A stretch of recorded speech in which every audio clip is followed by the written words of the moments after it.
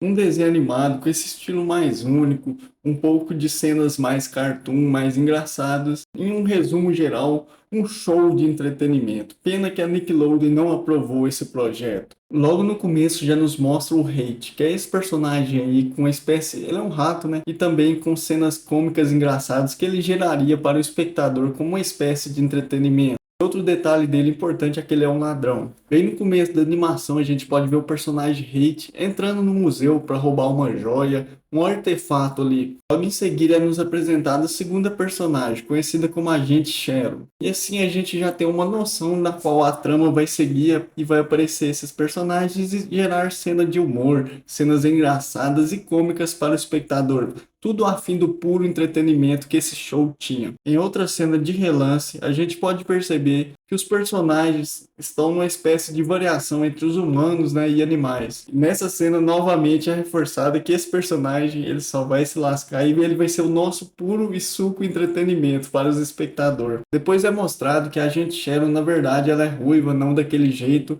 É como se ela tivesse uma espécie, entre aspas, assim, de poder de transformar, ou também ela apenas mudou de roupa e colocou uma peruca mesmo. Bom, no decorrer da cena, após a gente cheiro ter pegado aquela espécie de joia do Hatch, né, o ladrão, aquele rato ladrão, acaba acontecendo o rato ladrão ficar sempre insistindo lá e sempre falhando até o momento que ele consegue pegar. E assim ela é revelado que eles têm uma espécie de foguete onde várias cenas engraçadas pro estilo cômico, o estilo mais de humor acontece. Outra criatura que é revelada é essa espécie de jacaré, essa coisa aí meio bizarra.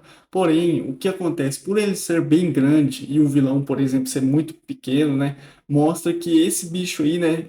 Tem um respeito pelo vilão. E assim a gente pode ter aquela noção que esse vilão aí ele é bastante do mal, bem vilão mesmo, na qual muito personagem bem forte, igual, olha assim, a estrutura desse bicho aqui, por exemplo. Cara, isso aqui é insano, assim, né?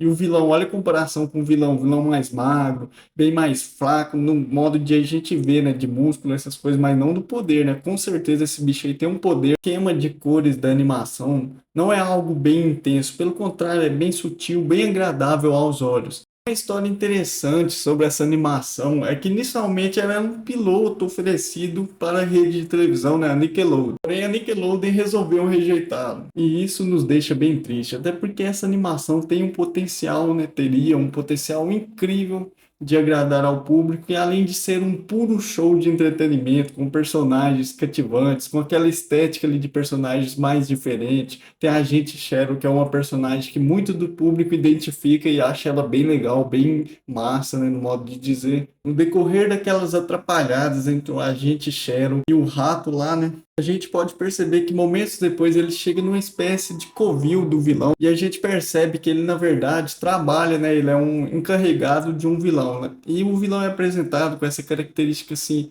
que lembra um traço mais sombrio, assim, e também um traço um pouco mais misterioso. Algo que eu acho bastante importante de dizer é que a cara do vilão, ela é bem bizarra, assim, porém também ela tem aquele aspecto de vilões clássicos. Bom, mas por ele ter essa cara e também esses traços assim no rosto, a gente pode ver uma espécie de dente ali bem estranho, né? Ou seja, acaba que esse vilão ele gera uma estranheza e também ao mesmo tempo um pouco de medo. Porém, como o desenho é mais pro lado cômico, acaba que eu acho que as pessoas nem iam ter tão medo desse vilão e apenas achar ele bizarro e estranho mesmo. Algumas especulações sobre o porquê do desenho animado não ter vingado, não ter ido para frente, sendo que esse desenho tinha um potencial bem incrível. E também, se você olhar opiniões de vários espectadores, muitas pessoas falam que esse desenho era muito incrível, que foi um desenho extremamente injustiçado, que é um desenho que tinha um potencial enorme naquela época de marcar uma geração com aquele humor, com aqueles personagens. Bom, mas o suposto motivo foi que a Nickelodeon achou que uma mulher ali no papel, né, principal, como